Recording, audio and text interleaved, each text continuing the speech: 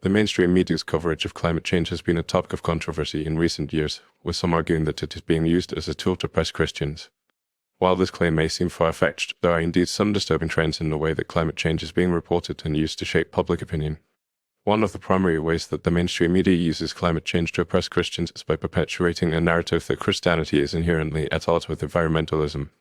This narrative is often rooted in the idea that Christians are morally obligated to prioritize economic growth and development over environmental concerns. However, this is a gross misrepresentation of Christian teachings, which emphasize the importance of stewardship and care for the natural world.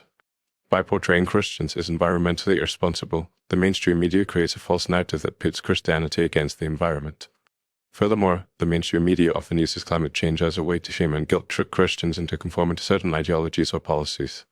For example, some media outlets have suggested that Christians who do not support certain climate change mitigation policies are somehow less Christian or morally inferior.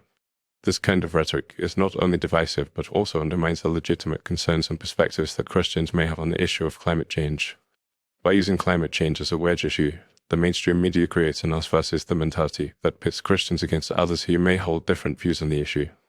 Another way that the mainstream media uses climate change to oppress Christians is by promoting a form of eco-theology that is often at odds with traditional Christian teachings. This eco-theology often emphasizes the idea that the earth is a sacred, living being that demands worship and adoration.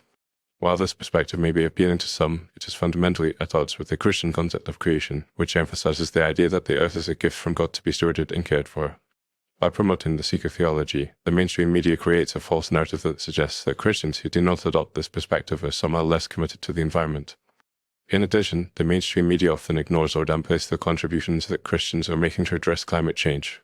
For example, many Christian organizations and churches are actively involved in environmental initiatives such as sustainable development projects, conservation efforts, and advocacy campaigns.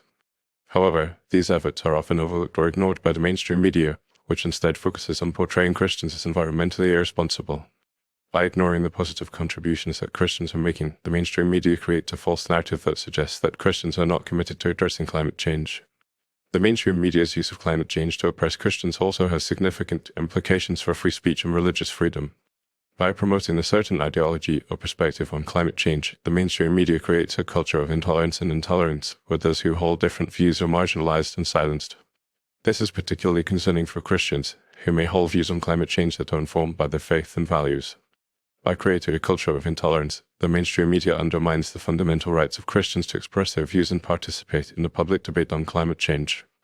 In conclusion, the mainstream media's use of climate change to oppress Christians is a complex and multifaceted issue. By perpetuating a false narrative that pits Christianity against the environment, shaming and guilt-tripping Christians, promoting eco-theology, ignoring Christian contributions, and undermining free speech and religious freedom, the mainstream media creates a culture of intolerance and marginalization. Christians must be aware of these trends and be prepared to push back against the mainstream media's narrative on climate change. By promoting a more nuanced and accurate understanding of the issue, Christians can help to create a more informed and respectful public debate on climate change. Ultimately, this requires a commitment to truth, accuracy, and fairness in reporting, as well as a willingness to engage in respectful and open-minded dialogue with those who may hold different views.